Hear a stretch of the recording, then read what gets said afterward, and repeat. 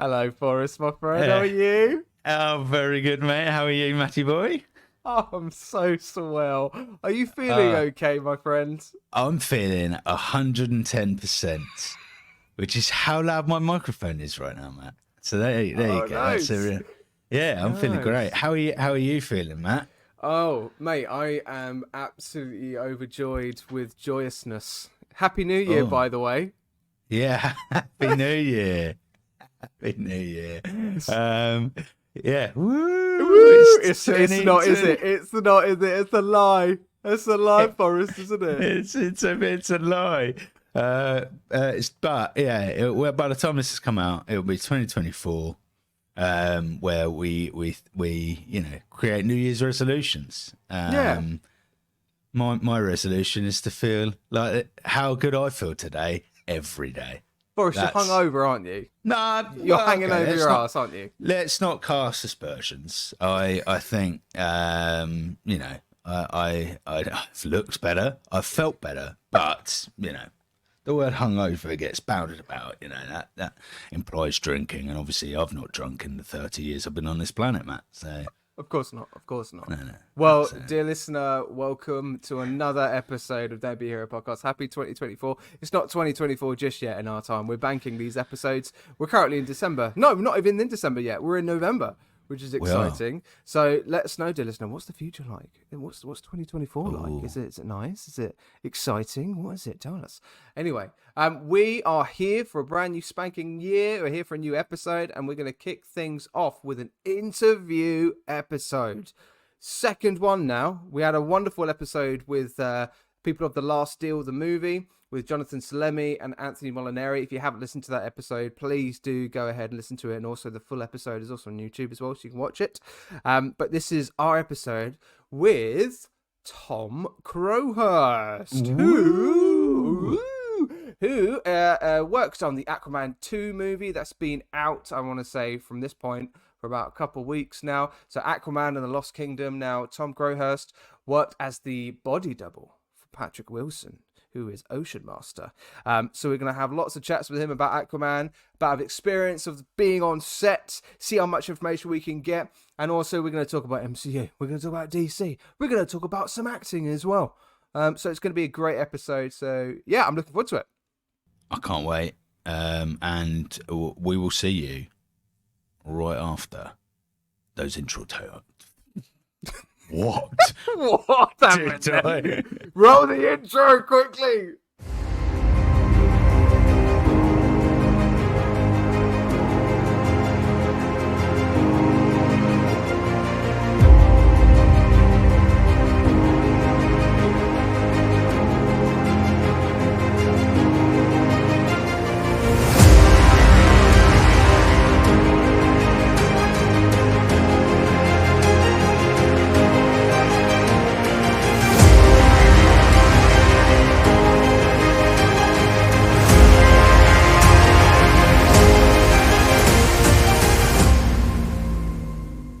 Hello, Tom. Hello. How are you guys doing? Oh, very well, thank you. How are you, Tom? Yeah, not too bad, thanks. Yeah, it's been okay. Tom, it's great to have you on the podcast, mate. Welcome to Don't Be a Hero podcast. This is kind of like our second formatted interview where we're talking to people backstage that have been working on. We've had stunt coordinators on previously and all that kind of stuff. So you were an acting double for Patrick Wilson, Yes, is that right? that is correct. Yeah, I was I mean, every costume fitting, it just said skinny Orm. But I prefer your version of it. Technically, I was the lead acting double for that moment. But yeah, as a little hint, I was the skinny Orm. Wow. Skinny. Amazing. What a title. Well, actually, Yeah. what a Yeah. brilliant I'll one. claim it. It's okay. Claim it. So I think we'll be good. Tom, to tell us a little bit about yourself, generally, kind of, up to that moment where you did that role, like, where has life taken you for acting roles in the past? Be good. Yeah, no worries. So I'll give a brief history. I sort of fell in love with acting when I was 10 years old, watching The Lion King of all shows. Yes. And I was on the aisle seat and seeing the first Circle of Life moment, young Simba walking down. There was a moment where he looked at me and I thought it was the most magical thing in the world. And then that was what I proceeded to want to do for the rest of my life, and go, okay, how do I do that? How do I make someone feel as I did in that moment? And I just thought acting was this magical gift, especially live theatre. I think live theatre was the thing that I always felt at home with. But I was always a film buff, so especially in my teenage years, my dad worked for WA Smiths, and before Netflix, and I can't remember who else did the delivery service of DVDs, but WH Smiths, I think, jumped in almost instantly on that.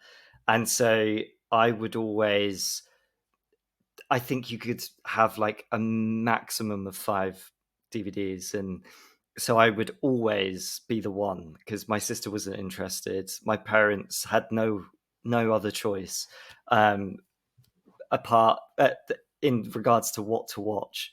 So I would always pick the films, which I would sometimes get told off for because they would be, 18s, because I was always interested in the darker stuff, the grittier stuff.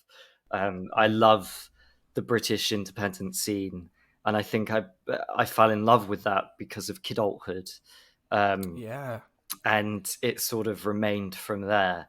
But in regards to acting, I think I sort of started when I was doing my GCSEs, and I in English would always put my hand up to read out loud. I don't know if you ever did that in English, but we always had to read everything out loud. And so we had this wonderful Irish teacher called Miss Corcoran, and I would always impersonate her accent, and I'd do every single character as an Irish person. It was a generic Irish accent. I won't repeat it, but that was sort of my tap in of just playing and just being, having fun with it, and actually engaging in something that I was hiding. Because did she like hearing the accent back? Do you know, she never complained about it, and she was the first person to say to me that I should go into drama, go into acting in some degree, because I didn't go to youth theatre. All I was doing was watching films, and every year have a family outing to a musical show. So that was my way in, I suppose. Just being able to read out loud, almost a tool into sight reading. It was like my first practice of sight reading, I suppose. And I was basically shying away from it, too embarrassed, didn't do it. And then I decided, when I was looking at colleges, to really seriously go into it. And so I saw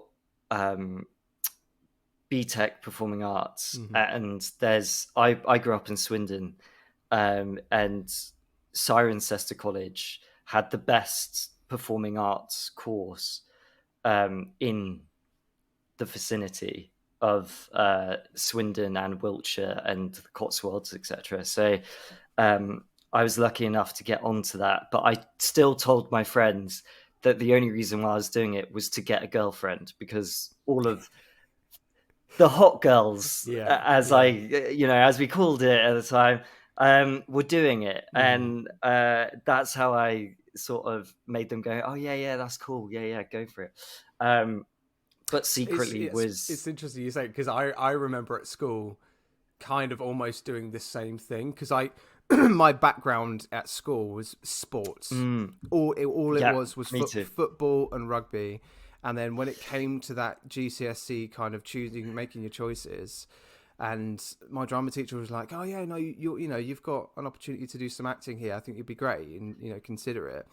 And I went to my PE teacher. Oh, I'm gonna do drama, and then again that horrible stereotype. Oh, what are you doing that for? Oh, that's not, you shouldn't be doing that. And I think I kind of felt like that. I had to kind of like, but there's really good looking girls. There's really good looking girls in drama. I have to go and do that. I'm in the right space to get a girlfriend and all that kind of stuff. And it's horrible back then, because it's definitely, I mean, with the experience that I've had in teaching in schools, and you teach in schools as well, don't you? Yeah, So I do. Like that kind of perception of taking the arts and the social implications around that, I feel like they've changed for the better, which is great. But like, I think, Oh, absolutely. Yeah. I get, but I think it's more kind of the seriousness around it, isn't it? It's like, okay, cool, great. Yeah. If you're going to do it, that's just like an easy GCSE, it's an easy choice for you. That was another thing. Yeah. It was that. Also, I think a lot of people, I don't know how you found it as you went on, but I don't know if you did it at college either, but in college, there was definitely, I would say maybe 70% of the people on the course were doing it as the easy option. Yeah. They didn't, like, they had some interest, but they didn't take it seriously. Whereas I was sort of, this was the first time I had actually been able to, go into what I really truly wanted to do. So I just ran with it, and I felt so free, and I absolutely adored it, because it was also the musical theatre strand, because for a long time I thought I wanted to do musical theatre, because that's where I fell in love with acting originally. And I still love musical theatre, and I wish I was a triple threat, but I'm not. But just before college, actually, I did join the local, the council-led dance company, and I did a lot of contemporary dance, which I did fall in love with, and I did some tap, which I was awful at, but I gave it my best shot. But that was sort of like, I was like, I have literally no experience, and I'm going into a course that is musical theatre driven, and I know I'm going to have to dance, so I need to have some form of practice. But contemporary felt the most like acting as well, because of the more emotional feelings I think you get when you move in certain ways, especially dancing like that. So that kind of led me that way. And then on the course, I remember I think it was first year Christmas, we did A Christmas Carol, and I have always loved character actors. That those are the ones, that's what I'm always drawn to in regards to journeys, stories, etc. Those supporting roles who I feel like have the more complexities in regards to what they're given. And so when we were given the audition material for A Christmas Carol, I went up for all of the smaller roles, because I loved that sense of multi-rolling, doing accents as well, but just changing in regards to physical as well as vocally as well. And at the end of the audition day, my lecturer came up to me and said, "So Tom, we really loved it, and we think you should play Scrooge." And I was taken aback, because it was a really big thing, and obviously the lead role. And I was like, I'm not sure. Like, are you sure you want me to do that? Like, I haven't really given an impression that I'm wanting to go into that leading role. But I did it, and I really, it again gave me a true sense of This is it. what what it's like to be in that, especially going through a whole character's journey. Mm-hmm. And we did quite a gothic version of it as well, so it was really dark and really twisted, and it just was really fun. And by the end of the course, my lecturer did say, she's like, have you thought about drama school? And at the time I was contemplating going into the army, which wow. sort hell of a different career there, isn't it? Absolutely. Because my other interest really strangely was the SAS. Like, I had a deep sort of intrigued, I was just intrigued by what the SAS entailed, and I always loved spy stuff. Like, I loved the Alex Rider trilogy when I was growing up as a kid, and then into my teens, and then James Bond as well. And I was like, what's the closest thing I could do to become a spy? And I was reading lots of ex-SAS books, like Chris Ryan has done so many. And there was one that spoke about being sort of this top security guard to the billionaires. And then that just felt like being a spy as well, because it was so confidential. So, you're always aware. But yes, my sister actually made the decision for me and said, if you go into the army, I'll never talk to you again. So I was like, okay, I'm going to try and stick with acting and go to drama school, or try to get into drama school, which again was, a journey, because I really didn't know what I was doing in terms of the audition process. I was 17 when I first auditioned, and the first drama school I auditioned for was Oxford School of Drama, which I completely fell in love with. And I auditioned for the 3-year with the speech. There's a speech in the adaptation of A Christmas Carol we did that he's talking to a grave, and that's the speech I did. And at the lunch break, I was pulled in, and they were like, so they really, really liked you, but they think you would be better suited for the foundation course. And I was like, yeah, no, that totally makes sense. Like, I was like, I just went for it because I didn't know what speeches to do either. So I think they were like, why is a 17-year-old getting Scrooge? This is probably the most ridiculous thing they saw that day. So just someone really like getting into that role. But and then inevitably, three years later, I got into Oxford School of Drama. Oh wow! So I went there, but it was from seeing it at 17 and just going, "This is the school for me." Did you feel? And then auditioning every year. It's interesting. So I teach at Royal Birmingham School of Acting, and so I live in Birmingham. I know it well. Oh wow! Oh yeah. So I'm up there lecturing on their foundation, right?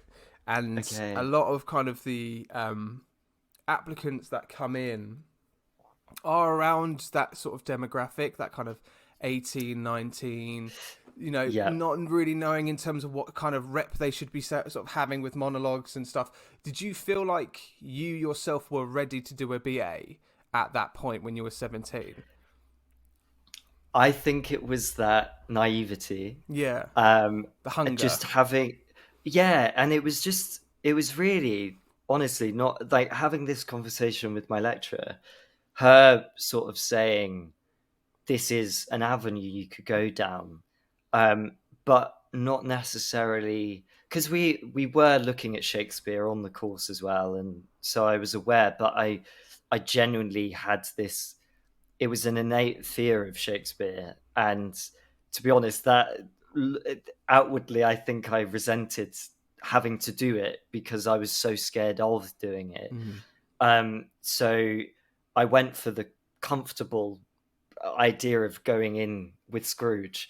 But so yeah, I just think it was that sort of almost the hunger, the naivety, and just going, yeah, just let's just go for it. Like because I was working at Next at the time, and so I was just going, okay, I've got that money for the audition, I may as well do it and see what happens.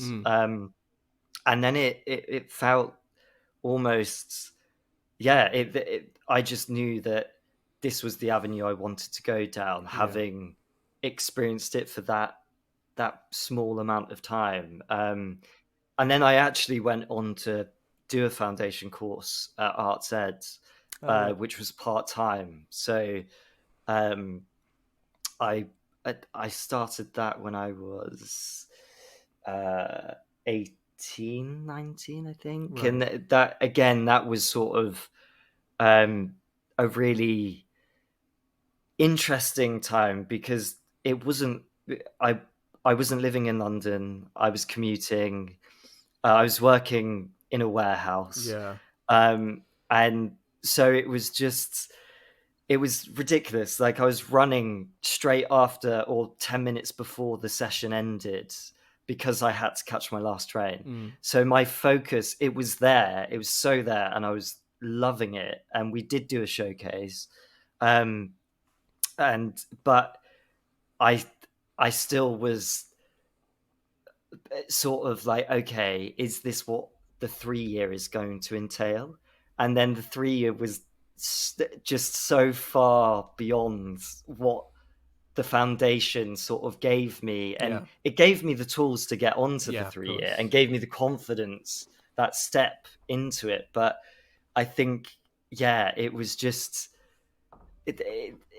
I did feel that sense of relief being there, though, and going, okay, I am doing what I really want to be doing, but I still wasn't satisfied because it was only part-time, and I wasn't immersed in it as much as I suppose I'd like to have been. But I met some of my best friends on that course, who I then ended up training at Oxford with. One of them being in my year, who is still my very best friend to this day. So it's mad that we started at Arts Ed and then both got into the same year. And yeah, so that was interesting. But yes, I think to begin with, I had no idea. It was definitely coming from an innocent, naive place of applying to drama school, thinking 3 year is the thing. I didn't really know what foundation was, so I was just sort of like, okay, and 3 year it is. I think you kind of alluded to, and it'd be good to hear from you, Tom, a bit more about what drew you in with Oxford specifically, because from my own experience, I know when you hear about the big hitters in London, and I went to Central and had an audition and was like, oh yeah, I'm going to do that. I think it was they had a digital, so it was like film, TV, screen acting course. Nice. That's what I'm trying to say. Yeah. And I went for the audition, and literally the guy, like the person who was running that audition, was telling people off about how their posture was in an audition, and I'm like, but you are here to bring me into a course where you're going to teach me that. If I'm already doing that, what am I paying 18? It mad. And then you go to another. So the one I ended up going to is Mount View in the end. So and amazing teachers, an amazing audition day. But it's really interesting from Oxford's point of view. Tom, what kind of drew you in for Oxford? I think it was the fact that I was always going to the Cotswolds as a kid. Like I was basically a country bumpkin living in a town. Like, I loved being outside in nature. The fact that it was a converted farmhouse, I just fell in love with. And I was like, okay, so the predominant focus is that you truly are immersed in this life as an actor. There's, you can't just go out the door and walk down the street to a pub at the end of the day. Like, you have to get on a school bus back into town and then, you know, either ride your bike or walk home. So, or drive from the school, etc. But I think it was that, and just when I did the foundation recall, because I was taken straight to the foundation recall. I didn't have to do the first round. Right. Yeah. I got to know it a bit more, which again was terrifying because they did lean heavily on Shakespeare, and I just remember going. They gave us the speech to look at, and then I can't remember if they asked us to improvise around it or not, but there was just something completely. I was just lost. I was like, I have no idea what I'm saying. Like and there was other people who looked so confident and so like ready, and I was like, how do you know what you're saying? I don't know. I know that's not giving why I fell in love, but I got to see the school more. So we were in different studios.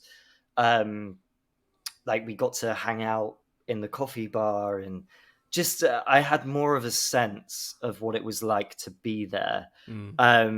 And then every year I applied, I got to know it more because a friend got in the year before I did, and he really gave me an insight. It was, and I just was like, this is where I want to be. This is just incredible. And I can't think of anywhere else. And I remember instead of traveling to Thailand or doing the big trips, because again, I had a fear of doing that.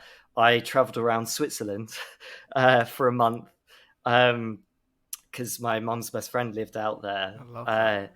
And I was just like, okay, I'll go on a train and just do the whole of Switzerland. And it was an amazing great. experience, Yeah. actually. I met some brilliant people along the way. And when I came back from there, I was like, okay, this is the year I'm getting into drama school. There is no shadow of a doubt. It has to be this year. Yeah. And I remember only applying for 3 that year, and one of them being Royal Welsh, which I never applied to before. And genuinely applying for Royal Welsh, I was like, oh, this is what Royal Welsh is. And it did.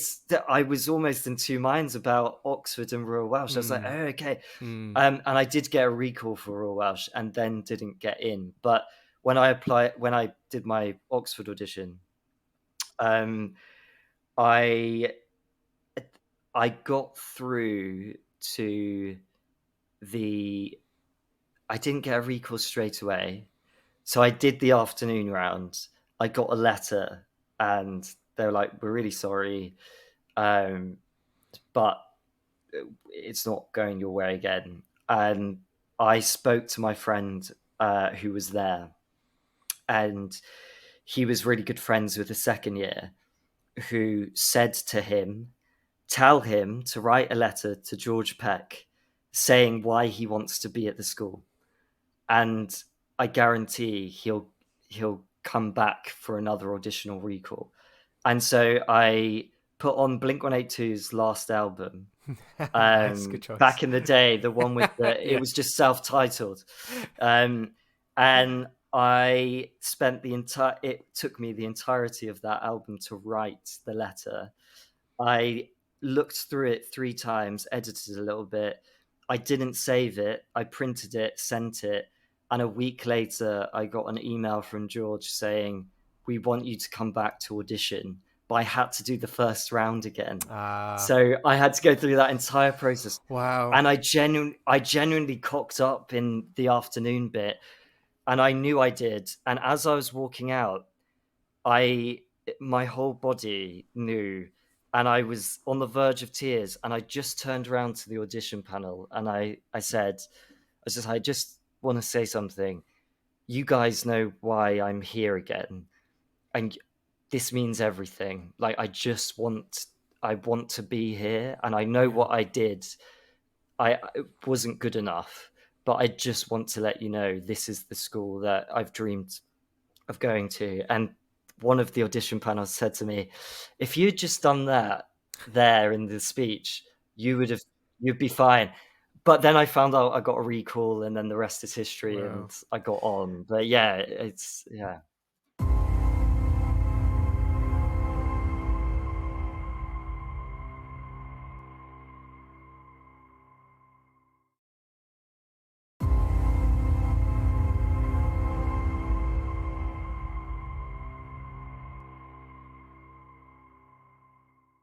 It's amazing to hear people's drama school stories because they're so varied. Like there's so, I mean, in terms of people's roots getting into drama school, whether they did foundation, whether they managed to get in first time. I know people that have auditioned for the same place for like 6-7 years. Oh yeah, And then getting in yeah. on the 7th year. Like it really is incredible. But also, it is a testament to the dedication of the individual that is so determined to get into that space as well, because I'm a true believer as well. It's like when you audition for drama schools, if you know this is the right place for you, that is the right place for you. You know, if you know, you know, and you do get those feelings, and you do get the kind of, this is the space for me, this is where I want to be. So I trained at East 15, and it, you know, just being around, I was in the Loughton campus, and just being around trees and their little lake that they've got in the middle, the old house. Yeah. It's just, it all just made sense for me. And I think you know, when you get that feeling, it's a great feeling, because that's, you know, you go, oh, I'm going to get in.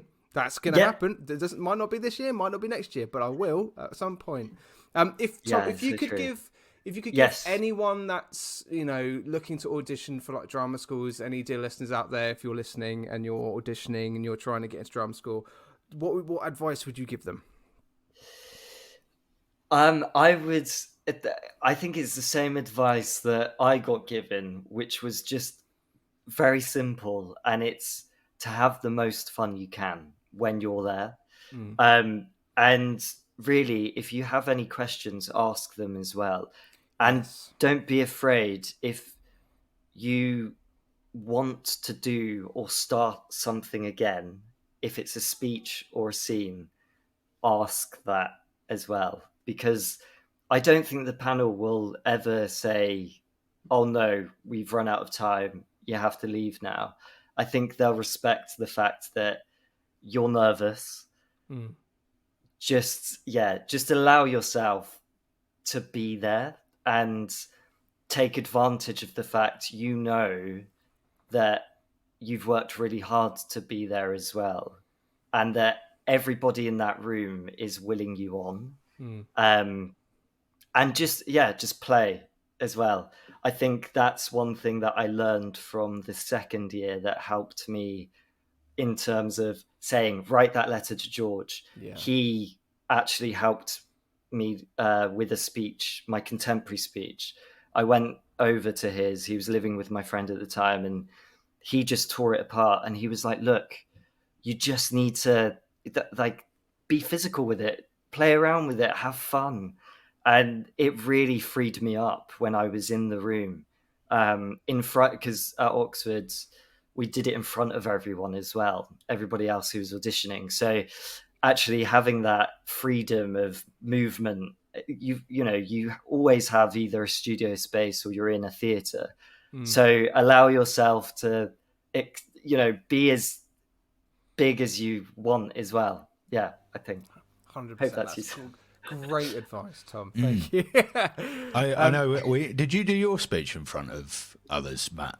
When you went to East 15? Because in front Mountview we did, and I actually find that for me a little bit easier, because actually you can focus on the other people in the room, as opposed to worrying about, right, I've got two people I can only look at, or I'm looking at a wall.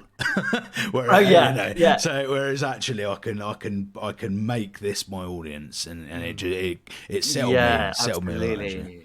I think that it does help. Like, I remember auditioning for Lambda when it was in various spaces they used to audition, and it was in one of their theatres.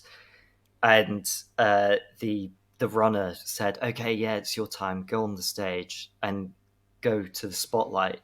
And honestly, I couldn't see the audition panel. It was completely black in the theatre. Wow. I was under a spotlight, and I just heard like a voice of God saying, okay, we're ready. off you go. Oh And I god. was like, Wow. where are you? I couldn't. So I That is never met horrible. who I auditioned front of. I never met Yeah. the Very strange. audition panel at all. It was very, very Literally, weird. you're creating the circumstance of a deer in the headlights, quite literally as well. Yeah. Like you've just wow. And yeah. if the audition isn't a personal experience, then that's not showcasing the course in a very good light, is it? Because it's like, No, we're just going to no, get you certainly up. not. We'll send you some tips via email, and then you just rock up and do the show. All right, lovely, Yeah. lovely job, thank you. It's like Yeah. COVID, the audition. That's basically what that was. Online. Oh, here's all the stuff online, and then you just go for it on Zoom, mate. Actually, mad. Yes, yeah. I think luckily it's changed now, but yeah, no, it definitely is. Yeah, it was an experience for sure. Well, let's fast Yes. forward then. In terms of you finished your drama school, we're out there in the industry, we're now working.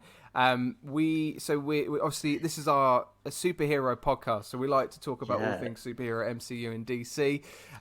So let's talk about Aquaman 2 in the Lost Kingdom. Yes. So I'm so interested because again, being an acting double, what's that like? Because I've never experienced that before. I hadn't before Yeah. this, and I haven't since. It is very surreal because so for my recall slash screen test, I had no idea. I turned up to Leavesden Studios. They put me in a trailer, and they were like, "Okay, we're going to take you through." I was like, "Cool," and I went into a room. Patrick Olson was there. The head of hair and makeup was in the room, and the producer. They were all really lovely. The producer and the head of hair and makeup were asking me a couple of questions, and I was very aware that Patrick Wilson stood right next to me, and they said, "Okay, so are you ready? Are you ready to go?" And me and Patrick looked at each other, and it was basically going, "Okay, are you ready to take off your jumper and t-shirt so we can see what your bodies look like next to each Wow. other?" And then we had to do a 360.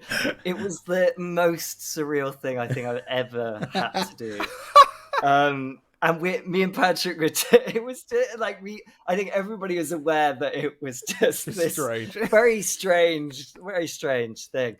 And then I had no idea that I actually got it. I was sent back to the trailer, and they called me in again, and I was with the hair and makeup and costume people, and they had to shave everything because Patrick Wilson doesn't have any hair. Wow. And then it took about an hour to put all the mud. I was covered in mud and sand, and wig and beard. And then we went onto set, and then they did sort of a formal screen test. There was lots of people. I saw James Wan, Wow. and then we had to do another 360. And then I had to ask my agent to confirm that I'd got it, because I was still unaware. And then I was on set the next day, and it was turning up to set. I didn't sleep that night very well because I was just full of nerves and excitement, and going into it and having met actually the hair and makeup the day before made me calm a bit, and being in the room getting covered in mud and sand for a long time settled those nerves.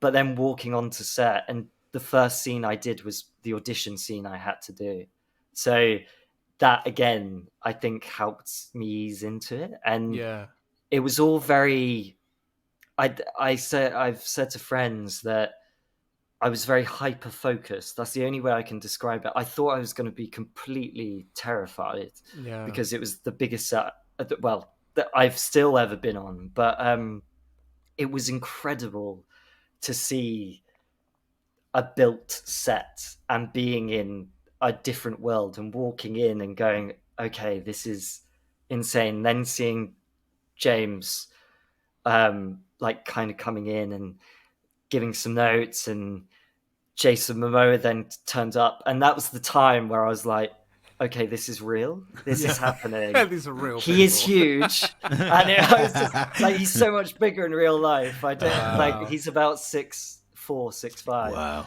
and obviously ripped. And it was Wow. and I got introduced to him, but in a way as well, it felt so intimate because it was only the scenes were mainly just between Patrick and Jason. So Is it because this was during COVID still?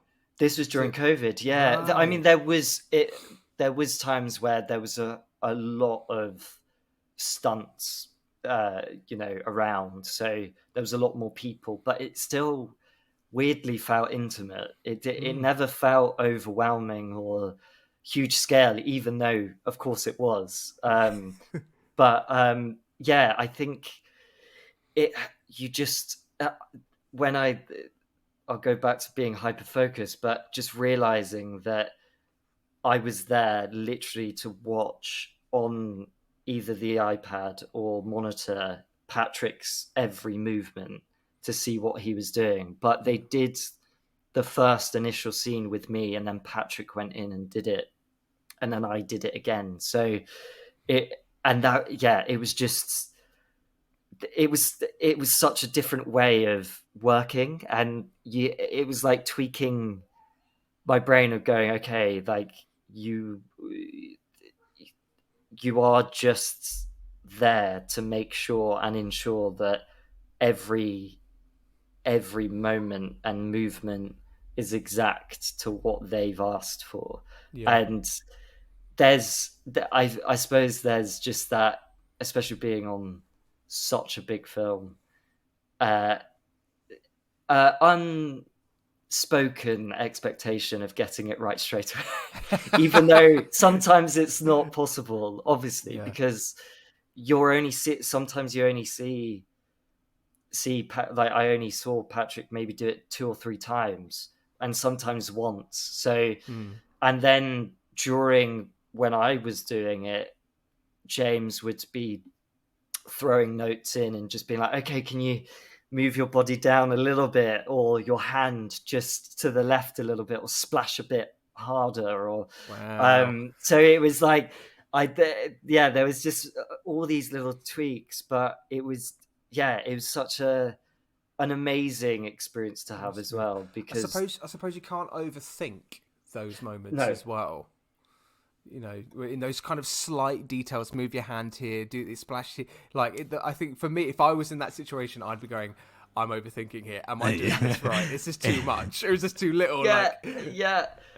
That's the thing. I think it's very true. I think that's why I say I was hyper focused, because you have no time to think either. You just have to kind of do it and hope that you've got it to sort of the exact thing. It's a far cry away from Oxford, where they're telling you to play, be free, just explore different. And then it's like, right, actually, I'm going to need your right hand to look a bit more like that, and it's like that. It's so specific. Oh my goodness! Amazing. Yeah, I mean, there was a moment where I was on a big robotic arm, and it had a saddle on, and the camera was really tight, and I was talking to the makeup ladies, and they were like, why are they like, surely they're going to be able to tell it's not Patrick because your eyes, the wig was covering my face, but it was so close that I was like, are they like, surely audience members will see that it's not him at all. But anyway, they wanted, it was a really tight shot, but they also wanted my hands to be doing things as well, like I was swiping things away. And I thought I'd done an okay job at it, and they were like, no, that just, like, Tom, you need to really get. But I was like, what? I don't understand. Like, it was because it was like pretending to swipe like debris out the way. But I thought that and they're like, no, you need it tighter. Like, you need it. And I was just like, what do you mean tight? Yeah. I don't know if I ever really got it, but they moved on anyway. So I can't. I'm really excited to see the film and just a shot of your hands frantically like, oh, there's Tom. yeah. That's amazing. Oh, brilliant. But overall, the kind of, you mentioned the different departments involved, and obviously with such a big project, were did you find it, that was a really nice experience, or did you feel like you were such a small part of a big, entity, or how did that feel? I think because of the largeness of it, and only being part of one side of the journey, and as I described it feeling intimate, that actually I felt like I did have some I just had a really, really good time, and they really respected what I was doing as well, and my purpose of being there. Because there was times when I was with second unit and it was just me, and we were doing sort of distanced shots with I always forget what they're called, the little flying helicopter things with cameras on. Drones. Drones. Yeah. My brain, honestly. Now I've hit my 30s, I swear. Oh yeah, that we've discussed about 30s. Forrest, you're in your 30s now. Words have gone out of my brain. Yeah. So there was a drone shot, and I was like that day especially. I was doing everything. So all of those shots, it was just me, which they really do look after you. Everybody involved, like the costume team, the makeup team, and I think they also, because everybody's human, they want the job to go well. Yeah. And they like it. They like to get to know you, and they want to ensure that you can do the best job as well. So, it was a real pleasure. Like, everybody kind of, from first unit to second unit were just a joy to get to know and kind of work with, and sort of see that aspect as well, and get to know how their jobs worked, being on such a huge thing. Yeah. With going back to Jason Momoa, what did you just meet him that once, or is it a few times to meet? What were the interactions like? No, so because of the storyline, there was multiple occasions I met him, and the first time he did look at me and laughed and said that I looked like a bag of bones, which was an interesting. He's just like, shit, man, like, you've got nothing on you, dude. You're a bag of bones. And he just burst out in laughter, and I was like, okay. But he was such this. I mean, if you've ever seen an interview with him, I think you can kind of gauge his personality. But he brought such a wonderful, playful energy. Like, he would riff off the script as well, and James would have to sort of go, okay, Jason, yeah, really like that, try and stick to that bit a little bit more. But and there was one moment where, because he did it to Patrick, he did it to me as well, where he did just completely lift me off my feet by slapping me on the butt in the scene. This was an out of the scene, but amazing. Because he's that strong, wow, he did lift me off my feet, and I was like, whoa, okay. Luckily, it was a behind shot, so they didn't get a reaction shot of my face. Oh But my it God. was just like, oh my God, like I wasn't expecting he was going to do the same Whoa. to me. Yeah. But yeah, he did. He had to because of He looks like continuity, such a obviously. cool dude. Like, Oh, yeah, it doesn't surprise me that it was great. Yeah, no, he was genuinely just such a lovely, lovely guy, and like, yeah, I think everybody when he was on set, just he talks to everyone. He ensures that. I think it's that warm, playful atmosphere, and him and Yeah. Patrick have such a lovely dynamic as well. From the first one to this one, I think they, really kind of, yeah, you can tell that there's a really lovely, wonderful bond between him, James, and Patrick. Actually, it's excellent sort of trio. Yeah, it's really nice. Cool. Do you have any just a general kind of, so for people who are hoping to see it, I think it's out early in the new year, isn't it?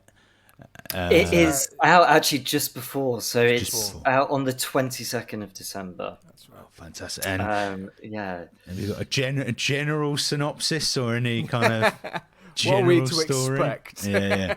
I mean, from the trailer, I think it teases what's gonna happen. Yeah. It's, I think a lot of it, especially my part and why I came into it, you'll see from where it sort of left off from the first, what happens to King Orm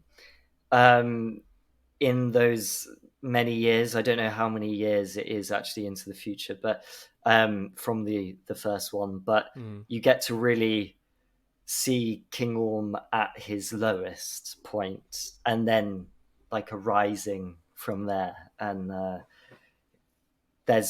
I think it's a lot of brotherhood relationship sort of touching on as well throughout. But yes, that's I like that. It's exciting. yeah. I mean, it's one of those movies because it's definitely so it's said that it is the last movie pre James Gunn. Anything that comes out is now part of James Gunn's DCEU and DCU.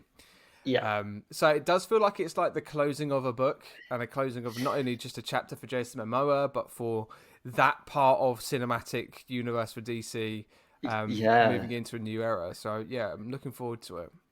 Yeah, it should be. I think, especially James Wan's passion for the comic books and what he strived to do.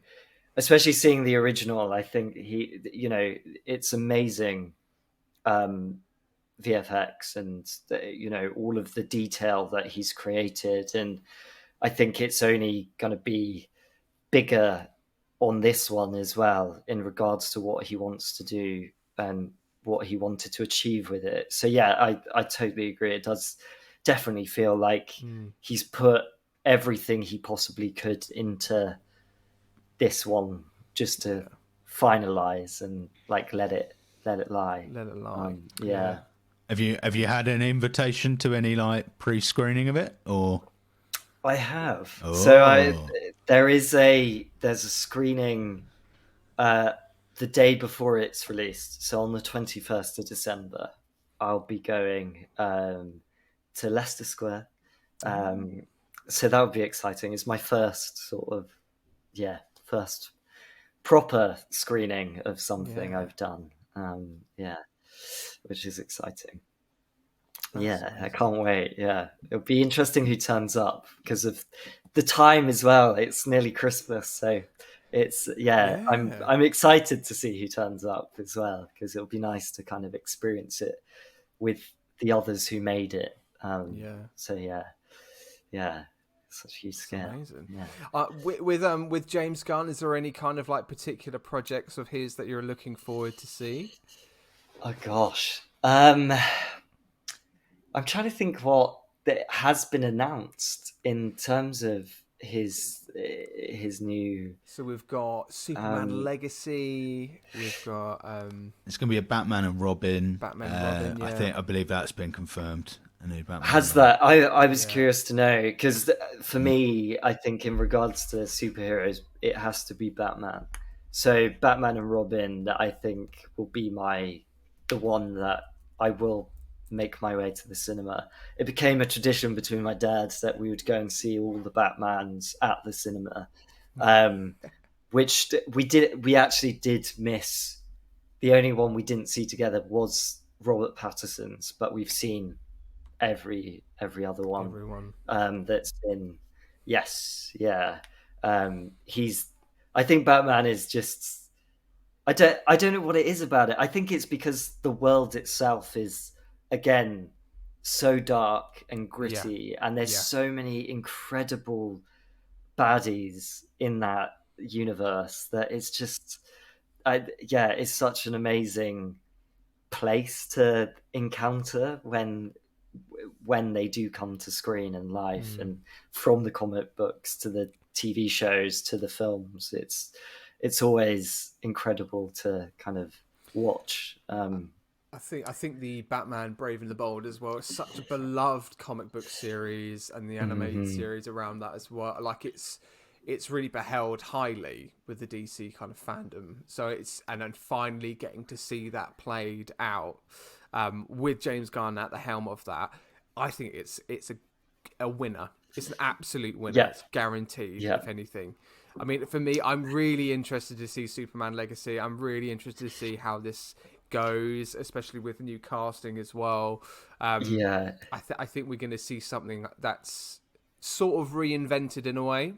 So, like, I was such a huge fan of Henry Cavill. Like, in terms of his Superman, Man of Steel, it would just felt like it couldn't get better than that. But actually, I have an infinite amount of trust in James Gunn, probably too much to a certain degree. But like, I think there'll be something really special with this project, and I think that will be the main thing that kind of threads through for the future projects as well. Forrest, which one are you looking forward to? Yeah, I was going to ask. We haven't spoken about this actually. We haven't talked about James Gunn. I think for me it will be I think again where he goes with Batman and what he does with that kind of universe, and where obviously we're getting Joker 2, which will fall outside of this universe. And Lady Gaga being in that, there being a musical element, which was kind of a bit rough. But I think, to be fair, everything that's come out of it looks all right. And to be quite honest, I don't think they'd do it unless it was really, really well written. So it must be. I agree. Yeah, I agree. I'm really intrigued to know how that is going to pan out. Because I'm obsessed with Joaquin Phoenix, so. I loved the first Joker as well, actually. But I'm intrigued to see. Because it would be nice just to see Robin have something as well, a proper 100%. Journey, a proper arc in something. So that's again why I'm excited, because there was I can't remember which Batman it was, but Joseph Gordon-Levitt like touching on potentially being Robin in. Future life. That was Dark Knight Rises, wasn't it? That was the third one. That's the one. Yeah. It was, and I was so excited because I also am such a fan of his. I was like, oh, finally! Like, if it does go into that, and then that was my so Dark Knight was my Lion King. So that got me into. I was like, that's what I want to do. I want to do Heath Ledger's Joker, and I remember like imitating it like daily. Like it was. I think many did. I think we all, it was just that. Yeah, I don't think you can beat that performance, and again, like he's extraordinary, and it was amazing. Tom, thank you so much for being on the podcast, mate. It was an absolute joy chatting to you. You can watch Aquaman and the Lost Kingdom if you haven't already, dear listener. It should be out in cinemas right flipping now. Let us know your thoughts as well. Give us an email at don'tbeahero@gmail.com. Tom, we want you back, mate. We want you back. Yeah, we all right? No problem. Well, you make it know, happen. you Aquaman 3. Once you're back in, it's inevitably back with your hands, more debris, more hands. That's it. Yeah, Absolutely. more hands. Always more hands. Aquaman 3, The Return of the Hands. I can't wait. Really exciting. But no, thank you so much, Tom. It was It's been such a pleasure. absolute blast, mate.